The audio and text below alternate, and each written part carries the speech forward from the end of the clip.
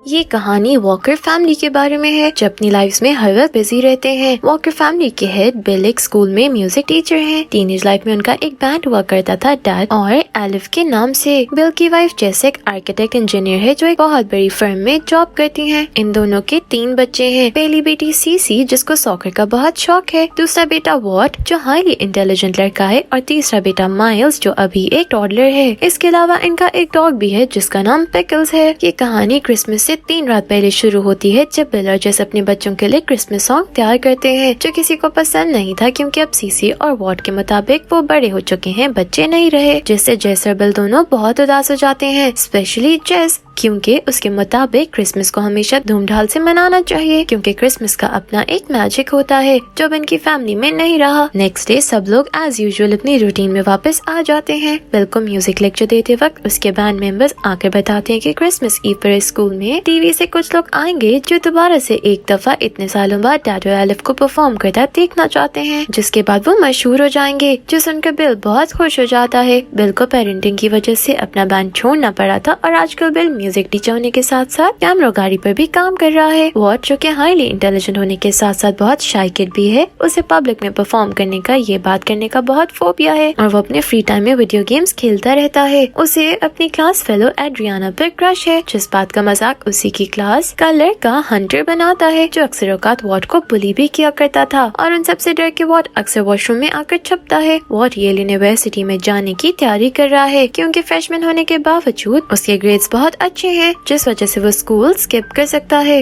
What को L university के लिए कल बुलाया गया है। सीसी अपने स्कूल की गर्ल्स सॉकर टीम की कैप्टन है जिसका कल दूसरे स्कूल के साथ सॉकर मैच है। सीसी को उसकी कोच आकर बताती है कि कल उनके मैच को देखने नेशनल टीम के कोच भी आएंगे और अगर उन्हें सीसी की परफॉर्मेंस अच्छी लगी तो क्या पता उसे वो सिलेक्ट कर ले, जो सुनकर सीसी बहुत खुश हो जाती है। मगर इस सब में मसला सिर्फ जेस का है जिसके मुताबिक शौक अपनी जगह और पढ़ाई अपनी जगह और सीसी का सारा टाइम सॉकर को देने की वजह से उसके स्कूल ग्रेड्स भी काफी अफेक्ट हो रहे हैं। जेस जो एक फेमस आर्किटेक्ट कंपनी में काम करती है, उसे उसके असिस्टेंट कैरा कल होने वाली मिस्टर मॉल्सन की डील का बताती है कि अगर वो ये डील कंफर्म कर लेती है तो इस फर्म के बॉस के अकॉर्डिंग वो इस डील की पहली फीमेल पार्टनर होगी, जो सुनकर जेस बहुत खुश हो जाती है। पूरी वॉकर फैमिली ने इस आफ्टरनून प्लानिटेरियम विजिट करने का प्लान बनाया होता है क्योंकि वॉट ने प्लैनेट्स की अलाइनमेंट देखनी थी जो है 100 साल बाद 3 रात के लिए आती है और जेस वैसे ही एक फैमिली टाइम चाहती थी, इसलिए उसने सबको इस विजिट के लिए तैयार किया था। प्लानिटेरियम के बाहर उन्हें एंजेलिका नामी औरत मिलती है जो उन्हें क्रिसमस मैजिक को फील करने और अपने हाथ ओपन रखने का मशवरा देती है, जिसकी बात पर सीसी के अलावा कोई गौर नहीं करता। प्लानिटेरियम के विजिट के दौरान सीसी जेस को सॉकर सिलेक्शन का बताती है कि अगर वो नेशनल टीम में सिलेक्ट हो गई तो उसे नेक्स्ट ये घर छोड़ना पड़ेगा, जो सुनकर जेस को सीसी की पढ़ाई की टेंशन लग जाती है, जिस पर सीसी ज्यादा गौर नहीं करती क्योंकि उसे बस सॉकर प्लेयर बनना है, जबकि जेस उसे पढ़ने पर मजबूर करती है क्योंकि जेस खुद अपने स्कूल लाइफ में जिमनास्ट थी लेकिन शोल्डर फ्रैक्चर होने की वजह से उसे जिमनास्टिक छोड़नी पड़ी और पढ़ाई को शुरू से शुरू करना पड़ा, जो वो सीसी के लिए नहीं चाहती, जिस पर उन दोनों की बहस हो जाती है। दूसरी तरफ बिल वॉट को इतनी जल्दी यूनिवर्सिटी ना जाने का कहता है ताकि वो अपनी स्कूल लाइफ एंजॉय करे क्योंकि अगर बिल को दोबारा यंग होने का मौका मिले तो वो जरूर वापस स्कूल लाइफ से जीना चाहेगा, जो वॉट नहीं समझता और उनकी भी बहस हो जाती है। वो चारों फिर एक जाइंट से टेलीस्कोप पर अलाइनमेंट देखने जाते हैं। जब सीसी कहती है कि एक दफा जेस उसकी लाइफ गुजार कर देखे तब उन्हें पता चलेगा कि उसकी लाइफ में क्या प्रॉब्लम्स हैं और वॉट भी बिल को यही कहता है कि अगर वो उसकी लाइफ गुजारें तो उन्हें पता चले, जिस पर बिल कहती है वो जरूर वॉट की लाइफ गुजारना चाहेगा और जेस भी सीसी को यही जवाब देती है ताकि सीसी को जेस की रिस्पॉन्सिबिलिटीज का पता चल सके। तभी जेस एंजेलिका को वहाँ देखती है और क्रिसमस एल्बम के लिए उनकी फैमिली पिक्चर लेने को कहती है। जैसे एंजेलिका मैरी क्रिसमस बोल कर क्लिक करती है तभी प्लैनेट्स की अलाइनमेंट होती है जिससे सब कुछ वहाँ टूट जाता है। टेलीस्कोप के पुर्जे पुर्जे हो जाते हैं जिनमें से एक पीस के पास माइल्स भी जाता है। नेक्स्ट डे जब बिल और जेस उठते हैं तो एक दूसरे को देखकर बहुत हैरान होते हैं क्योंकि वो बिल और जेस नहीं बल्कि वॉट और सीसी होते हैं जो अपने पेरेंट्स की बॉडीज में आ गए थे। तभी सीसी और वॉट की बॉडीज में जेस और बिल भी वहाँ आ जाते हैं और शीशे में देखकर चीखें मारते हैं। बिल वॉट की बॉडी में और वॉट बिल की बॉडी में, जेस सीसी की बॉडी में और सीसी जेस की बॉडी में होते हैं। उन्हें कुछ समझ नहीं आता कि उनके साथ हुआ क्या है और इससे भी ज्यादा बुरा ये है कि आज उन सबकी जिंदगियों का सबसे अहम दिन है। वॉट का येल यूनिवर्सिटी का इंटरव्यू, जेस की मिस्टर मॉल्सन वाली डील और सीसी का नेशनल टीम में जाने का चांस। वो सब कल रात के इवेंट को याद करते हैं। वॉट कहता है कि वो सब अलाइनमेंट से हुआ है, उन्हें वापस उधर जाकर दोबारा से अपनी बॉडीज में आना होगा क्योंकि अलाइनमेंट सिर्फ क्रिसमस ईव तक रहनी है। तभी वो अपने डॉग पिकल्स को 2 टांगों पर चलता हुआ देखते हैं, माइल्स को अपनी टंग से खाना खाते हुए, जिसके बाद उन्हें समझ आता है कि पिकल्स और माइल्स की बॉडी आपस में चेंज हो गई है। माइल्स बाहर दरवाजा खुला देख के भागता है, जिसके पीछे सब भागते हैं और उससे उनका नेबर रॉल्फ एक्सीडेंट होने से बचा लेता है। वो उन्हें अपना डॉग उससे कहने को देता है, जो कि असल में माइल्स जो सीसी की बॉडी में जैसे इनकार कर देती है। घर वापस आकर वो प्लानिटेरियम जाने का सोचते हैं। वो सब अपने अपने लिहाज से तैयार होते हैं, मगर फिर उन्हें अपनी ड्रेसिंग चेंज करनी पड़ती है। जब सीसी की बॉडी पर टैटूज देखते हैं तो उसे बहुत गुस्सा भी आता है,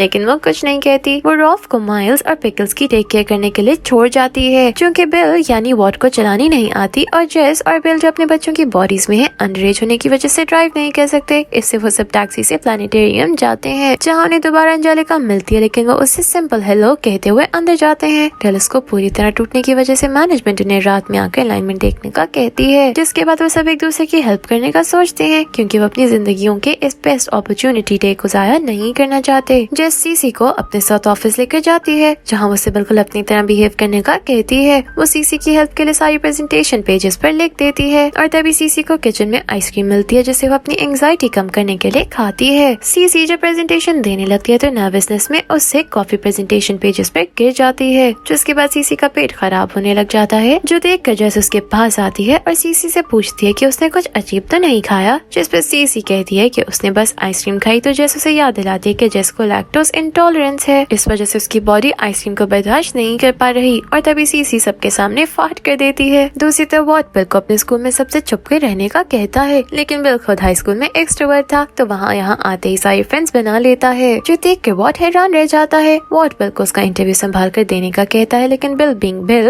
वहाँ जाकर बिल्कुल अपने स्टाइल में चिल होकर कभी एग्जामिनर की टेबल पर तो कभी डांस करते हुए इंटरव्यू देता है। वॉट को बिल समझते हुए उसके पास एड्रियाना आती है और कहती है कि वॉट के यहाँ से जाने पर वो उसे बहुत मिस करेगी, क्योंकि वो दोनों बचपन में साथ खेला करते थे। लेकिन फिर वॉट आहिस्ता आहिस्ता अपने रूम में बंद रहने लग गया, जिस पर उसे बहुत मिस करती रही, लेकिन वो खुश थी कि उसे स्कूल में देख लेती है और अब उसके स्कूल से जाने पे वो उसे बहुत याद आएगा, लेकिन वो वॉट के लिए खुश है। एक्चुअल में एड्रियाना भी वॉट को बहुत पसंद करती है और वो उसे रात को होने वाली हंटर की पार्टी में इनवाइट करती है। ये सब सुनकर वॉट बहुत खुश हो जाता है। सीन सीसी और जेस पे शिफ्ट होते हैं, जहाँ सीसी जेस को सॉकर खेलने के रूल समझाती है और उसे मैच खेलने का कहती है। जेस बहुत ही खराब सॉकर खेल रही होती है और ब्रेक टाइम में सीसी नीचे आकर पूरी टीम को उनकी पोजीशंस गाइड करती है, ताकि जेस पे कोई मैन कवरेज ना रहे और आखिर में बॉल उससे पास करके वो जेस इजीली गोल कर सके। जो सब ऐसा ही करते हैं और जैसे ही जेस बॉल किक करने लगती है तभी उसकी टक्कर ऑपोजिट टीम प्लेयर से हो जाती है, जिसमें वो प्लेयर जख्मी हो जाती है और जेस बॉल को किक करने के बजाय ऑपोजिट प्लेयर की हेल्प करती है, जिस वजह से वो लोग गेम हार जाते हैं। और सीसी जेस पर चिल्लाती है कि उसने ऐसा सिर्फ इसलिए किया था कि वो नेशनल टीम में ना जा सके और दोनों माँ बेटी की बहुत ज्यादा लड़ाई हो जाती है। सीन्स रॉल्फ पर शिफ्ट होते हैं, जो माइल्स और पिकल्स की हरकतें देखकर बहुत हैरान रह जाता है, खासतौर पर जब पिकल्स की बॉडी में माइल्स उसे डायपर लगाने का कहता है। वो सिर्फ रात को दोबारा प्लानिटेरियम जाते हैं, जहाँ उन्हें मालूम पड़ता है कि टेलीस्कोप का 5th लेंस गायब है, जो स्विट्जरलैंड से बनकर कुछ दिनों में आएगा। लेकिन अलाइनमेंट की कल आखिरी रात है, जिस पर वॉट अपने साइंस फ्रेंड को वैसा लेंस बनाने का कहता है, जो उसे कल तक लेंस बनाकर देने का कहता है। रात को वो सब उदास कर वापस आते हैं, जो वॉट कहता है कि वो एड्रियाना से मिलने के लिए एक्साइटेड था, लेकिन अब कुछ नहीं हो सकता, जिस पर जेस बिल को अपने साथ सीसी और वॉट को बिना बताए पार्टी में लेकर जाती है, ताकि वो एड्रियाना के सामने वॉट का अच्छा व्यू बना सके। वहाँ जब एड्रियाना बिल को किस करने लगती है तो बिल भागता हुआ सीसी को घर चलने का कहता है, जो वैसे भी सीसी भी करना चाहती थी, क्योंकि उसकी टीम प्लेयर्स उससे नाराज थी। लेकिन हंटर उधर आकर दोबारा से बिल को बुली करता है, जिसका जवाब बिल बहुत अच्छे से देता है, जिसके बाद बिल और जेस वहाँ थोड़ा एंजॉय करने का सोचते हैं और दोनों डांस करने लग जाते हैं और अपनी जवानी के दिन याद करते हैं। दूसरी तरफ जेस से मिलने सारे कॉलोनी की मॉम्स आती हैं, जिनकी खातिर सीसी और वॉट को कुकिंग करनी पड़ती है और तभी उन्हें एक मॉम से पता चलता है कि सीसी और वॉट हंटर की पार्टी पर गए हैं, जो सुनते ही सीसी और वॉट वहाँ से पार्टी में जाते हैं, जहाँ अपने पेरेंट्स को डांस करते हुए उनसे वापस चलने का कहते हैं, लेकिन वो उन्हें भी अपने साथ डांस करवाते हैं, जिसपे वो चारों बहुत एंजॉय करते हैं। नेक्स्ट डे वो सब फिर से एक दूसरे की लाइफ कंटिन्यू करते हैं, जिसको दोबारा से मिस्टर मॉल्सन ने प्रेजेंटेशन देने का कहा होता है और इस दफा सीसी को प्रेजेंटेशन खुद के अंदाज में देने का कहती है और जेस को अपने स्कूल भेजती है, जहाँ उसका बहुत इंपॉर्टेंट मैथ टेस्ट है। फिर सीसी अपनी तरह तैयार हुई ऑफिस आती है और अपनी पूरी टीम को मिलकर प्रेजेंटेशन देने का कहती है, क्योंकि सीसी हमेशा से टीम के साथ वर्क करती रही, जबकि जेस को हर काम खुद करने की आदत है। सीसी क्यारा से पूछती है क्या वो ओवर प्रोटेक्टिव मदर है, जिस पर क्यारा कहती है कि वो आइडियल मदर है, जिसने अपनी बेटी के मैचेस देखने की खातिर 5 साल से एनुअल वेकेशन नहीं ली, क्योंकि वो सीसी के मैचेस नहीं मिस करना चाहती और ना ही उसने प्रमोशन ली, वरना बिजी होकर वो सीसी के मैचेस कैसे देखेगी और कैसे वो हर शख्स को पकड़ पकड़ कर सीसी के मैचेस दिखाती रही है, जो सुनकर सीसी बहुत इमोशनल हो जाती है। जेस जो सीसी के मैथ्स टेस्ट में बेहतरीन परफॉर्मेंस देती है, वो अपने टीचर से सीसी के ग्रेड्स पूछती है, जिस पर उसका टीचर कहता है कि इस सेमेस्टर के ग्रेड्स बहुत जबरदस्त हैं और फाइनली वो अपनी मॉम का कहना मानते हुए पढ़ाई में मेहनत कर रही है, जिस सुनकर जेस को बहुत खुशी होती है। वो अपने ऑफिस आती है जहाँ सीसी जेस दोनों एक दूसरे का थैंक यू करती हैं और एक दूसरे की मजबूरी को समझती हैं। सीसी जब प्रेजेंटेशन देने लगती है तो उसे और जेस को बिल का मैसेज आता है कि वॉट कहीं नहीं मिल रहा और सीसी जेस के इशारे को समझते हुए मिस्टर मॉल्सन से माफी मांगती है कि फैमिली इमरजेंसी है और उन्हें प्रेजेंटेशन उसकी टीम दे देगी। वो दोनों स्कूल आती हैं जहाँ बिल उनका वेट कर रहा था और वो मिलकर वॉट को ढूंढते हैं। आज बिल की डैड और एलिफ की परफॉर्मेंस थी और स्टेज फोबिया होने की वजह से वॉट वॉशरूम आकर छुप गया था, जहाँ से कुछ बच्चों की बातों से पता चलता है कि बिल एक बहुत मशहूर बैंड था, लेकिन फिर बच्चे पैदा होने के बाद उसे अपने ड्रीम्स गिव अप करने पड़े, जो सुनकर वो बहुत इमोशनल हो जाता है। उधर बिल इसे ढूंढते हुए आता है और वॉट को कहते हैं कि उसे फर्क नहीं पड़ता अगर वॉट परफॉर्म नहीं करता क्योंकि इसे बहुत ज्यादा जरूरी है, जो सुनकर वॉट बिल को गले लगा लेता है और उधर सीसी और जेस भी आ जाते हैं जो एक फैमिली हक शेयर करते हैं। फिर वॉट परफॉर्म करने की बात करता है और बहुत मुश्किल से सॉन्ग गाना शुरू करता है, जिस पर सीसी जेस और बिल उसका साथ देते हैं और देखते ही देखते उसकी परफॉर्मेंस ऑसम हो जाती है और डैड और एलिफ को टीवी में परफॉर्म करने के लिए इनवाइट किया जाता है, जिस पर बिल वॉट का बहुत शुक्रिया अदा करता है। तभी उधर कैरा, मिस्टर मॉल्सन और जेस के बॉस आकर सीसी और जेस को बताते हैं कि उन्हें डील मिल गई है और अब जेस इस फिल्म की फीमेल पार्टनर है, जो सुनकर वो बहुत खुश हो जाते हैं। वॉट का फ्रेंड उन्हें लेंस ला कर देता है और टाइम कम होने की वजह से बिल अपनी कैमरा निकालता है, जिससे वो वॉट के साथ ड्राइव करता है, लेकिन ट्रैफिक जाम होने की वजह से वॉट बिल्कुल वीडियो गेम्स की तरह ड्राइव करते हुए उन्हें हाफ वे ले आता है,